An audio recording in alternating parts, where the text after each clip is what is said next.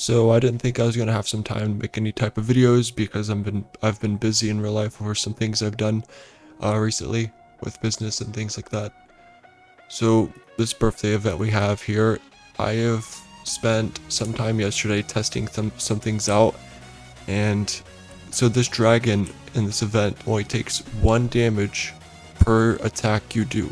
Per attack your pet does, your procs, stuff like that, it only takes 1 damage.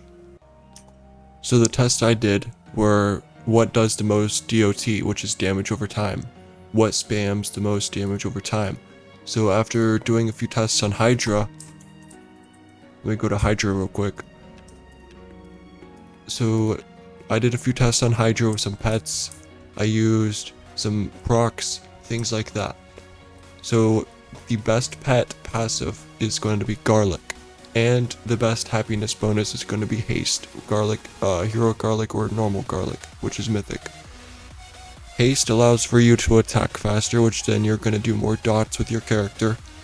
You have Garlic's passive, which I'll show you what it does. I'm not even going to attack Hydra. Let me summon Garlic real quick. What this passive does is it actually will attack the boss and then start spamming dots, as you can see here, 18,000, 20,000. It's going to be 1 damage on the dragon, but it spams dots. The Arcane ability is going to be Shady and Surge, this right here. What this does is it spawns purple pools, which also spams dot, so you can see right there I'm spamming so many dots with 1 pool alone.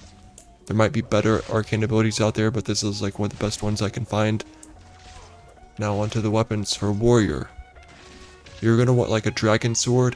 Preferably you're gonna want Nightmare Corruption Aegis, because check this out. This thing procs more often than a dragon sword, and its range or whatever, its AoE for its pulls are actually bigger. What these pulls do, they spam the living hell out of dots. You can see right here. They non-stop spam dots. So I'm going to summon a few of them right here on Hydra if I can get them to spawn on them.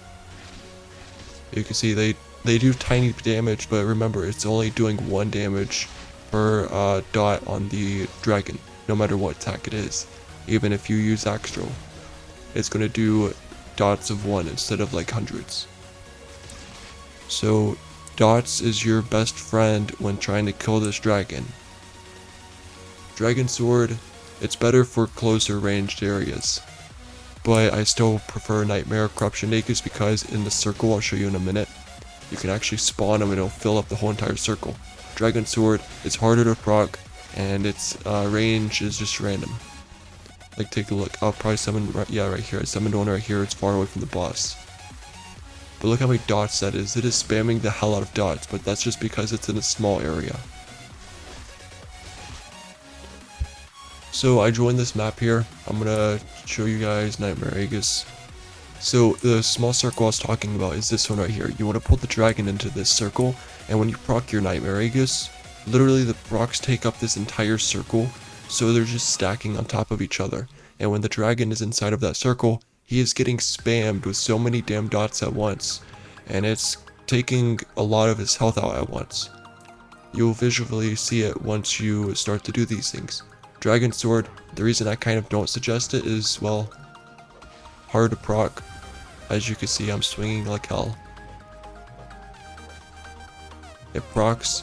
It summons one here, summons one here. It doesn't fill up the whole circle. I mean, over time it does, but Nightmare Aegis is going to use 1 pool and fill up the whole entire circle. So when it stacks pools, it's hitting multiple pools at once. The thing with Dragon Sword and Nightmare Aegis is Nightmare Aegis you have to actually hit the boss to proc it. Dragon Sword you can punch the air and proc it. So for a rogue and mage, the 2 weapons I stand in front of are going to be the dagger bow and the scratch rifle. I tested a bond, I tested other weapons. These 2 seem to spam the most dots. The only downside to mage is it doesn't proc as often as the dagger bow does. The scratch rifle has a harder proc rate than the dagger bow. But for mage and rogue, you also have skills that beat warrior when it comes to dots. For a rogue, you have trap, you have Nox Bolt, you have Shadow Pierce, and you have Razor Shield, which all spam damage over time effects. Razor Shield, you have to stand close to the enemy. Shadow Pierce will do like multiple attacks per skill usage. And then for Mage, you have Fireball, you have the Clock skill, you have the Ice skill, and things like that, which will also spam Dot. For Warrior, you've just got Axe Throw, and possibly Skyward Smash if that inflicts a bleed. But Axe Throw is 100% bleed with a 1 out of 10 mastery. So I'm going to show you guys what these weapons do here. The Dagger Bow, it procs decently, like it has a decent proc rate, it actually stacks on top of each other. Scratch Rifle also stacks, but its proc rate is a bit more difficult.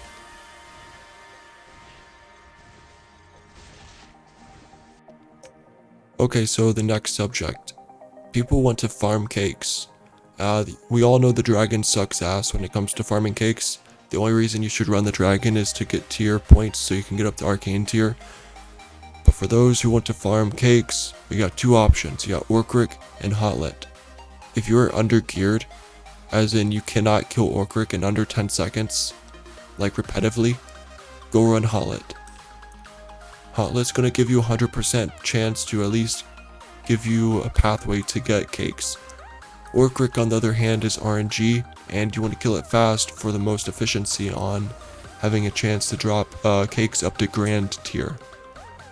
So Orcrick here. If you can't kill it in around 10 seconds or so, don't run it.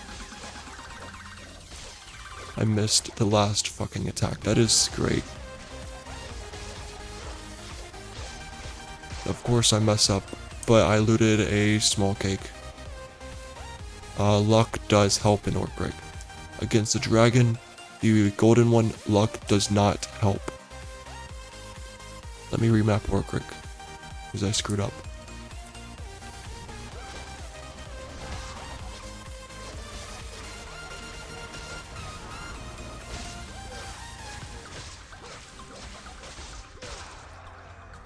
So, I mean, 11 seconds. Usually my best is around 5, but that's if my vest procs.